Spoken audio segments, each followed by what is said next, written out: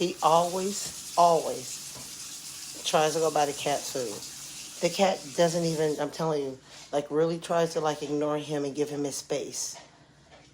But he keeps coming around him. But the cat doesn't want you around him. It's called personal space. Okay?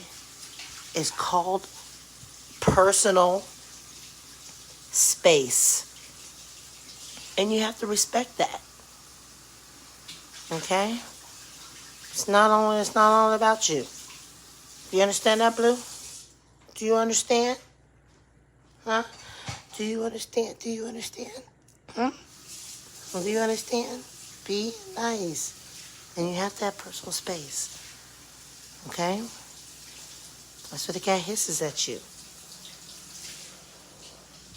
He's over here minding his own business. I know, Oggy. I'm trying to tell him.